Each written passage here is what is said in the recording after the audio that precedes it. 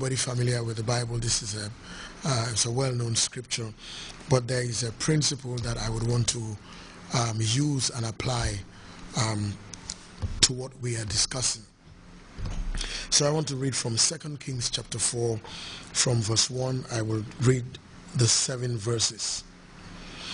It says, "A certain woman of the wives of the sons of the prophets cried out to prophet Elisha, saying, 'Your servant, my husband, is dead. And you know that your servant feared the Lord.'" He reverenced God. "And the creditor is come to take my 2 sons to be his slaves." So Elisha said to her, "What shall I do for you? Tell me, what do you have in your house?" And she replied and said, "Your maidservant has nothing in the house but a jar of oil, or a pot of oil." Some translations of the Bible will say a cruse of oil, a container. Then the prophet said to her, "Go, borrow vessels from everywhere." Vessels are containers, so borrow containers from everywhere, from all your neighbors. Empty vessels. Do not borrow just a few. "And when you have come home, you shall shut the door behind you and your sons. Then pour from that oil in that jar into all those vessels, and set aside the full ones." So she went from him, shut the door behind her and her sons, who brought the vessels to her, and she poured the oil out. Now it came to pass, when the vessels were full, she said to her son, "Bring me another vessel." And he said to her, "There is not another vessel." So the oil ceased, or stopped to flow. Then she came and told the man of God, and he said to her, "Go, sell the oil and pay your debt, and you and your sons live on the rest." Like in any teaching in the scriptures, the Old or in the New Testament, it is always pregnant with so much meaning in its primary interpretation, as well as in its general application.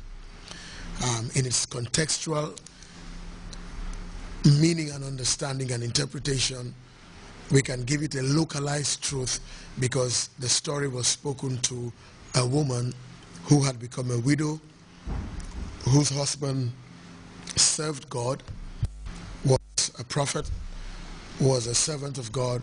He died, and it appeared after his death that there were a whole lot of debts, obligations, IOUs he left behind.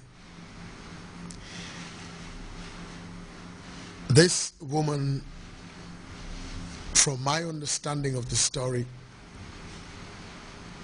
must have tried to settle the debts, pay them off, and probably she couldn't.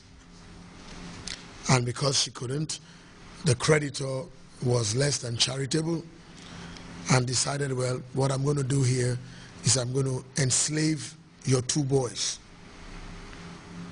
I'm going to take your 2 sons as my slaves, and probably work out some kind of servitude scheme where they will work to repay what was owed. Certainly the impression created here is that the debt must have been huge. For a creditor to reach to the point where he wants to take your 2 children, that should give you comfort at the passing of your spouse. If the creditor comes to take them, then it means that the debt is huge. The woman cries to prophet Elisha. It's a good thing she does. She knows where to carry her complaints to. She doesn't take it to the wrong place. Sometimes we burn energy in the wrong place.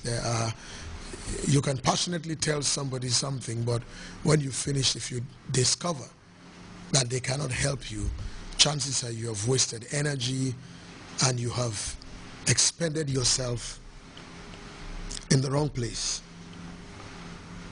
So she went to this prophet and said to him, please help me. My husband, who was a servant of God, is dead. And my husband feared God. He was righteous. But because he was righteous does not mean he was financially smart. And he accrued debts. And as I said earlier on, maybe she tried to pay and maybe she couldn't really reach a critical point where the creditor would say, okay, I understand, I'll give you time. He resorted to taking the two boys left. So it's here she's lost her husband, and while she's comforted by the presence of the two boys, the creditor is coming to take the two boys away.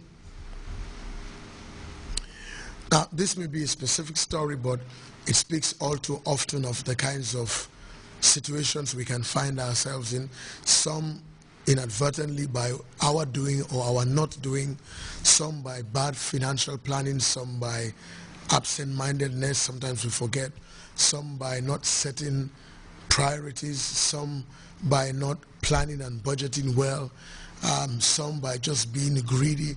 Everything we see we want to buy, whether we can afford it or not.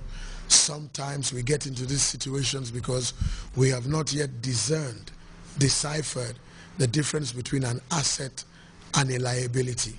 Because sometimes a lot of the things that we jump all too suddenly and often to buy to enjoy in life, when we look at them in very critical terms, they are liabilities. They are not assets. They are not going to add value to our lives. They are not even adding intrinsic value and capacity to themselves. Rather, they become liabilities which hang around us. They lose value. They depreciate in value. We probably depreciate in value by using them. And at the end of the day, they are not long-lived in their beneficial potential or use towards us. So there are many reasons why that can happen. Sometimes it could be external stimuli that is visited upon you. In financial terms, if there's a currency imbalance, if the currency drops, or things like that that are outside of the power of our control, and they bring you or they bring me, unfortunately, in that situation where you are struggling. You have to come out of this crisis and you do not know how. A couple of steps are important. Number one is to acknowledge that you are in a crisis, because if you don't, then you may think all is well when all is not well. So it's to acknowledge that you are in a crisis. Step two might be to understand in some measure how you got into that crisis. What were the pointers, the precursors, the ingredients, the building blocks for that crisis, so that when you see them again in any other form, shape, place, or demographics, you can identify them quickly as pointers and precursors and building blocks to the kinds of tragedy that befall you when this happens. Thirdly, is the ability, or the humility rather, to seek for help. Seeking for help is not just speaking. Seeking for help is also having an attitude that says, I want to come out of this. You know, I want to have a payment plan. I want to do something. I want to exchange equity or 4 hours every day for the next 3 weeks, 5 days a week, to redeem my good name. When all this happened, as this woman did, she came to the prophet of God and she just said to me, help me. My husband is dead. The creditor is coming. He's going to take my boys. It's bad enough if the husband is dead. It's going to be terrible if she loses everything. But rather than giving her a quick fix solution or waving her off and giving her one of the many cliches we have from secular humanism, sometimes from religious cliches, and